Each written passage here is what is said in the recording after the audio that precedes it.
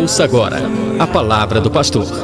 Uma mensagem que pode mudar a sua vida.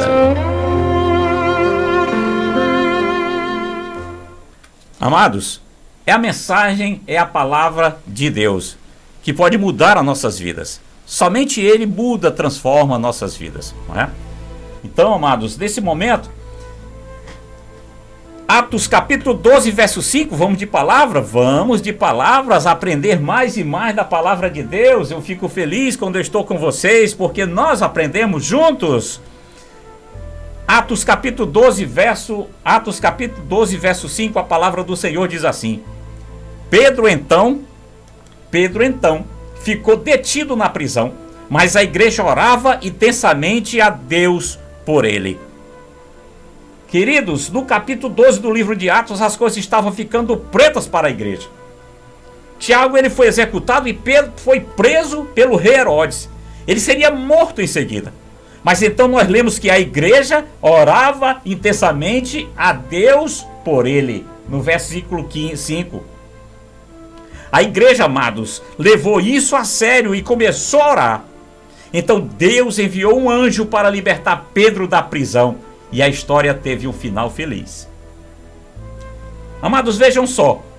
E vejam só o que vem depois. No final de Atos 12, o rei Herodes, que orquestrou esses eventos, ele estava dando um grande discurso e o povo começou a gritar. É a voz de Deus e não de homem. No versículo 22. É a voz de Deus e não de homem. Versículo 22. Deus julgou Herodes e lhe tirou a vida ali mesmo. Deus tirou a vida ali mesmo do rei Herodes. Queridos, a história ela começa com Herodes no comando, com Pedro na prisão e com o mal se dando bem. Mas quando a história termina, Herodes está morto, Pedro está livre e a palavra de Deus está triunfando. Essa história nos mostra, amado, por que nós precisamos estar sempre orando. E nesses momentos tão difíceis que nós estamos enfrentando, nós que somos a igreja, nós devemos orar. A igreja somos nós. Por isso, amados, em Atos 12, 5, o título básico dessa mensagem: Pedro então ficou detido na prisão, mas a igreja orava intensamente a Deus por ele. Nós estamos aprisionados dentro das nossas casas? Estamos. Mas é o momento de nós cada vez mais nos alinharmos ao Senhor. É o momento de nós cultuarmos mais. Eu digo sempre, é o alerta, é o sinal vermelho de Deus para a nossa obediência, porque o ser humano hoje está muito desobediente, transgredindo verdadeiramente as leis de Deus, transgredindo realmente os seus mandamentos. O mundo está desenfreado, o mundo está sem controle. E chega um momento que, como diz assim no nordestino, tem que puxar as rédeas, né? Tem que puxar a corda, tem que puxar o cabresto, como chama aí, né? A gente coloca no animal um cabresto para pare. Você não pode estar mais fazendo isso, não pode ir mais adiante da forma que você está indo. Chegou no limite. Então, amados, nós devemos encarar esta situação toda que o mundo todo está enfrentando como o alerta de Deus, como o pare, o sinal vermelho de Deus.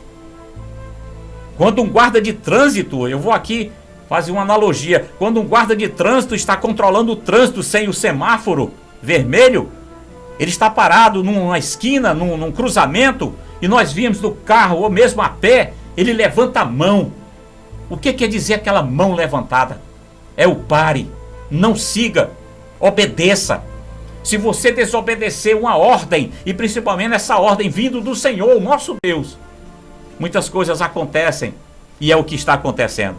É pela desobediência. Foi pela desobediência que Adão aconteceu o que aconteceu com ele. Foi pela desobediência que Adão e Eva pecaram, desobedeceram ao Senhor, e as consequências foram trágicas.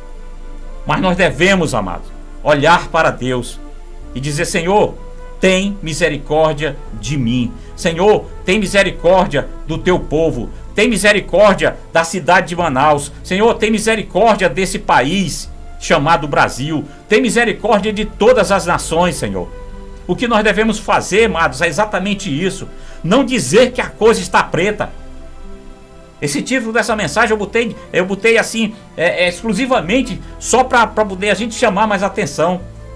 Para ser uma linguagem bem popular. Quando as coisas parecem pretas, muitas pessoas dizem, né? A coisa está preta para o meu lado, as coisas estão pretas para o Brasil, as coisas estão pretas para esse país. Mas não está não. Porque nós devemos verdadeiramente, como igrejas, intensificar cada vez mais a nossa intimidade com o Senhor. O que está acontecendo é um chamado de Deus para nossas vidas. É um chamado de Deus para que cada vez mais nós nos aproximemos dos nossos filhos, da nossa esposa, do esposo, dos parentes, dos irmãos, das pessoas que residem sob o mesmo teto.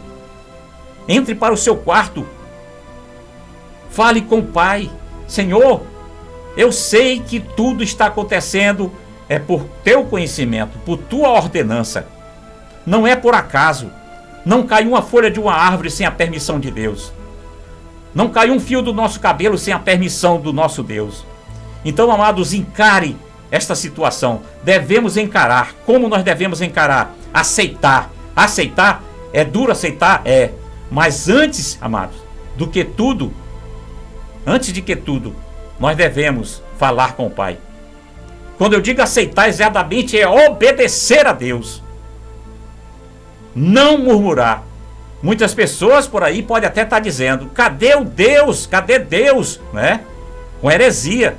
Por que Deus deixa sofrer os seus filhos? Nós não somos filhos dele? E por aí vai, amados. Mas nunca jamais pense assim. Deve dizer: Senhor, eu sei que tu sabes todas as coisas. Isto tem um propósito. Amém? Amados, continuando a nossa mensagem, que eu abri um grande parênteses aqui. A história ela começa com Herodes no comando, com Pedro na prisão e com o mal se dando bem. O mal se dando bem.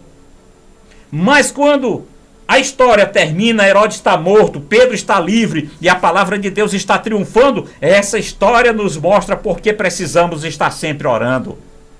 Talvez você esteja vendo as coisas pretas agora, talvez esteja com uma doença. Talvez você esteja com uma doença grave ou esteja enfrentando uma situação difícil no trabalho. Se você estiver trabalhando.